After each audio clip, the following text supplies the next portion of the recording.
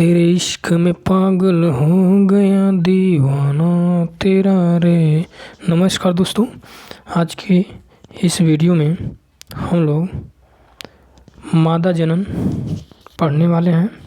मादा जनन के बारे में जो हर एक एग्ज़ाम में महत्वपूर्ण है, यहाँ से प्रश्न बनते ही बनते हैं। तो चलिए हम लोग मादा जनन देखते हैं। ये मादा जनन का जो फिगर है तो कुछ इसके बारे में हम लोग जानते हैं। तो देखा जाए दोस्तों, मादा जनन तंत्र में अगर देखा जाए, स्त्री जो है, स्त्री में एक जोड़ी अंडाशय पाई जाती हैं। एक जोड़ी अंडाशय यहाँ पे है, एक इस साइड में है, एक लेफ्ट एक राइट में, ठीक है।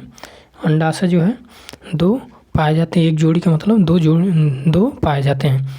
और यह अंडाशय जो है उदर गुहा यानी पेट में वृक्कों से थोड़ा नीचे, यहाँ आप देख पा रहे हैं वृक्क भी दो होते हैं। यहाँ पे वृक्क से थोड़ा सा नीचे देखा जाए, ठीक है, तो श्रोणि भाग में पीछे की ओर जो है गर्भाशय के दोनों ओर, ये गर्भाशय आपका, ये जो है हिस्सा है, ये गर्भाशय है, गर्भाशय के दोनों ओर स्थित होते हैं, ठीक है दोस्तों। प्रत्येक अंडाशय चपटा होता है। ये अंडाशय जो है चपटे होते हैं, बादाम की गिरी के आकार, यानी बादाम के आकार में होती हैं, जिसकी लगभग 2 सेंटीमीटर लंबे और 8 मिमी यानी mm मोटे होते हैं।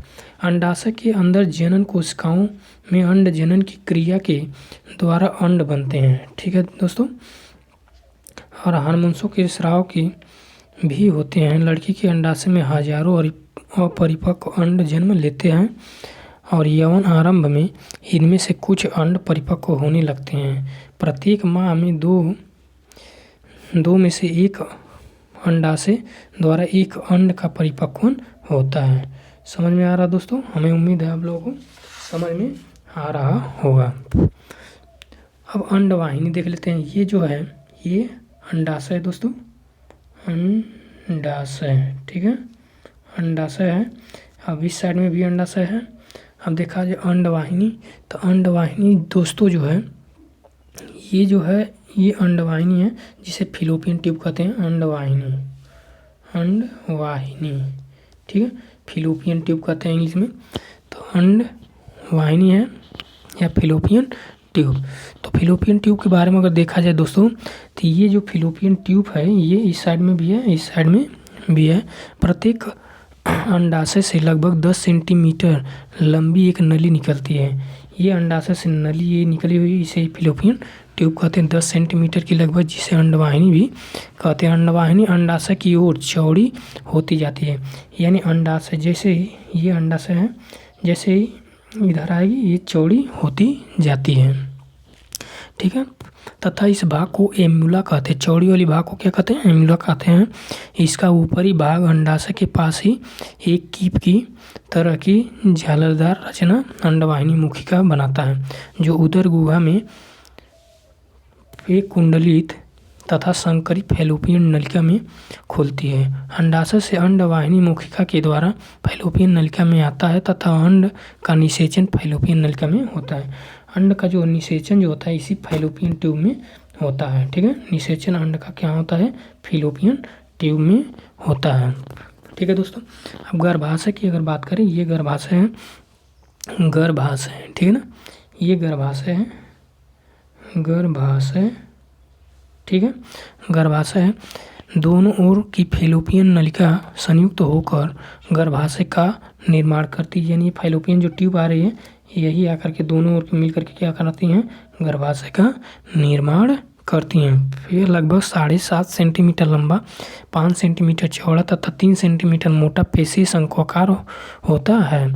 इसका चौड़ा सिरा ऊपर की ओर, इसका चौड़ा सिरा जो है ऊपर की ओर तथा संकरा सिरा नीचे की ओर होता है। गर्भाशय गृह द्वारा योनि में खुलता है। ये गर्भाशय जो द्वार है ये आकर के योनि में, ठीक है, योनि में खुलता है। ठीक है दोस्तों, योनि के बारे में अगर बात करें हम लोग, योनि के बारे में बात करें तो गर्भाशय का अंतिम संकरा भाग योनि कहलाता है। यह मूत्राशय तथा मलाशय के मध्य स्थित पेशी युक्त व्यक्ति वाली 7.5 से 10 सेंटीमीटर लंबी एक थैलीनुमा रचना होती है। यह अत्यधिक फैलने तथा सिकुड़ने वाली नली होती है। ये जो है इसका फैलने और सिकुड़ने का बहुत ही अधिक होता है। ठीक है, शुक्राणु योनि मार्ग से ही स्थापित करते हैं, यानी शुक्राणु जो जाते हैं योनि के मार्ग से ही जाते हैं। ठीक है दोस्तों, चलिए ठीक है, अब जो है अब हम लोग कुछ देख लेते हैं, कुछ जो है प्रश्न देख लेते हैं। थोड़ा रजोधर्म, थोड़ा जो है दोस्तों रजोधर्म के बारे में हम लोग समझ लेते हैं। स्त्रियों में रजोधर्म चक्र जो होता है, ये परिपक्व अंडाशय हर महीने, ठीक है ना, हर महीने जो अंडाशय परिपक्व होते हैं ये हर महीने लगभग 28 दिन में एक अंड का निर्माण करता है, जिसे अंडोत्सर्ग कहते हैं। अंडोत्सर्ग रजोधर्म चक्र की मध्य अवधि अर्थात 14वें दिन होता है, यानी ये रजोधर्म चक्र के बाद 14वें दिन ये अंड जो है क्या होते हैं, परिपक्व होते हैं। हर महीने में का निषेचन नहीं होता तथा यह हर महीने योनि मार्ग से रुधिर एक म्यूकस के रूप में बाहर निकल जाता है। इसे रजोधर्म या ऋतुस्राव या मासिक चक्र कहते हैं। ठीक है दोस्तों, मासिक चक्र सामान्य रूप से प्रत्येक 28 दिनों के बाद नियमित चलता रहता है। यह युवा अवस्था में 10 से 12 साल में प्रारंभ होकर लगभग 45 से 50 वर्ष की आयु तक समाप्त हो जाता है। ठीक है दोस्तों, अब हम लोग कुछ प्रश्न देख लेते हैं, कुछ प्रश्न देख लेते हैं। ठीक है दोस्तों, अब हम लोग दोस्तों जो है कुछ प्रश्न देखते हैं। जैसे देखा जाता है 33 नंबर, नर का जननांग क्या है? तो नर का जननांग क्या होता है कि ये जो है वृषण होता है दोस्तों। तो ये ऑप्शन नंबर कौन सा सही हो जाएगा? ऑप्शन नंबर बी सही हो जाएगा, वृषण होता है। 34 नंबर अगर प्रश्न देखा जाए दोस्तों, तो कौन सा हार्मोन लड़कों में यौनावस्था के लक्षणों को नियंत्रित करता है? तो यौनावस्था में टेस्टोस्टेरोन करता है। तो ये हो जाएगा ऑप्शन नंबर ए आपका सही हो जाएगा। 35 नंबर दोस्तों देखा जाए, कौन सा हार्मोन लड़कियों में यौनावस्था के लक्षण को नियंत्रित करता है? तो ये एस्ट्रोजन करता है। तो ऑप्शन नंबर आपका ये सही हो जाएगा। चलिए इसी तरह से अगला प्रश्न हम लोग देख लेते हैं। अगला प्रश्न है दोस्तों, स्त्रियों में 36 नंबर, स्त्रियों में निषेचन कहाँ होता है? तो स्त्रियों में निषेचन आपका कहाँ पर होता है? डिंब वाहिनी में, यानी फिलोपियन ट्यूब में होता है। अब देखा जाए 37 नंबर, अंडाशय से अंडा उत्सर्जित होने की प्रक्रिया को क्या कहते हैं? तो ये जो है अंडोत्सर्ग कहते हैं। ऑप्शन नंबर ए हो जाएगा। 38 नंबर प्रश्न देखिए, 38 नंबर जो प्रश्न है, नर में वृषण क्यों उदर गुहा के बाहर वृषण कोश में स्थित होता है? तो ये जो है दोस्तों, क्योंकि शुक्राणु उत्पादन के लिए आवश्यक ताप शरीर के ताप से कम होता है, इसलिए ऑप्शन नंबर बी सही हो जाएगा। चलिए 39 नंबर प्रश्न देख लेते हैं। 39 नंबर, मादा मानव में योनि मार्ग से हर माह रुधिर एवं म्यूकस के स्राव के निष्कासन को कहते हैं? तो अभी बताएं, रजोधर्म कहते हैं। ऑप्शन नंबर 1 सही हो जाएगा। अब आगे है 40 नंबर, प्लेसेंटा कहाँ पर स्थित होता है? तो प्लेसेंटा कहाँ पे होता है? गर्भाशय में होता है, ये भी बताया गया है आपको। 41 नंबर देखिए, किशोरावस्था की अवधि को क्या कहते हैं? तो किशोरावस्था की अवधि को प्यूबर्टी कहते हैं। ऑप्शन नंबर 1 सही हो जाएगा।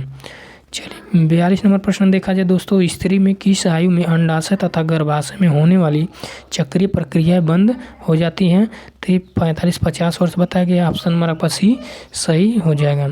43 नंबर देखा जाए दोस्तों, यदि अंडे का निषेचन नहीं हो तो निम्नलिखित में से किसकी परत टूटकर रुधिर में निष्कासित होती है? तो ये जो है इनमें से जो है कोई नहीं लग रहा है। ऑप्शन नंबर डी सही हो जाएगा।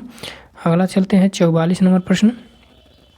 44 नंबर प्रश्न है दोस्तों, ऋतुस्राव की अवधि कितने दिनों की होती है? तो ये जो है ऋतुस्राव की अवधि जो होती है ये 2 से 8 दिन तक लगभग होती है। ओरिजिन देखा जाए 5 दिन होती है।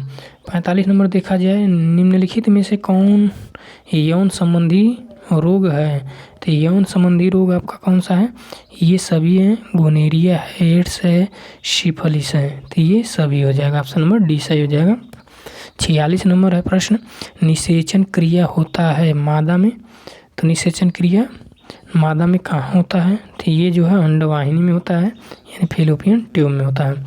47 नंबर देखा जाए, कॉपर टी कौन सी भाग में रखी जाती है?